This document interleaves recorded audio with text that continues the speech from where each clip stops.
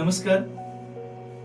आज गुरुपौर्णिमा आणि एखादा गुरु असतो ना, तो आपल्या शिष्याला घडवत असतो. मग घडवताना त्याला खूप अडचणी येतात किंवा तो मार्गदर्शक असतो. आज एक निरामयमध्ये वेगळीच एक गोष्ट घडली.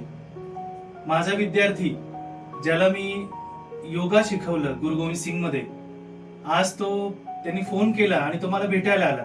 तसे प्रत्यक्ष पाहिले तर खूप साऱ्या विद्यार्थ्यांचे मला कॉल आले. स्कूलमध्ये मी योगा शिकवलेला आहे, मेडिकल कॉलेजला मी शिकवलेला आहे. पण आज विशेष मला खूप आनंद झाला की जे शिक्षक, जे गुरु आपल्या विद्यार्थ्यांना घडवतात आणि ज्यावेळेस विद्यार्थी काही वर्षानंतर मोठे झाल्यानंतर येतात आणि आपल्या गुरूंना वंदना करायला येतात, त्यांना धन्यवाद करायला येतात, तो आनंद फार वेगळा असतो. आणि आज तेवढाच आनंद मला होतोय. माझा विद्यार्थी हिमांशु वेरुळकर इकडे आलेला आहे, ज्याला मी योगा शिकवला गुरु गोविंद सिंग मध्ये असताना आणि त्याचप्रमाणे त्याला प्रत्येक वेळेस मार्गदर्शन करत राहिलो.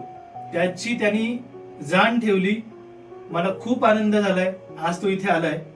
हिमांशु, आता तू काय करतो ते सांग आम्हाला सगळ्यांना. मी सध्या बीटेक झाले. मी सॉफ्टवेअर सॅप कन्स्ट्रक्शन वर्क करतो इथे फिनिक्स ऑटोमेशनला. तर माझी आणि सरांची ओळख खूप मी 7वीत असताना सर आले होते योगा टीचर, काय तर 5वी 6वीत असताना. त्यावेळेस माझं आणि सरांचं कनेक्शन खूप चांगलं होतं. त्यावेळेस सर खूप कोऑर्डिनेट करायचे. खूप मी त्यावेळेस मस्ती पण जास्त करायचं.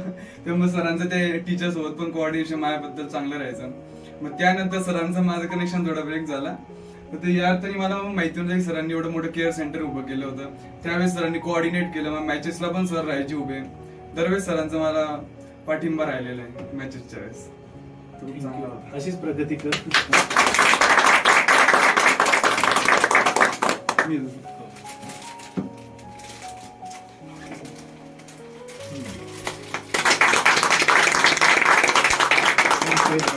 मोठा होईल.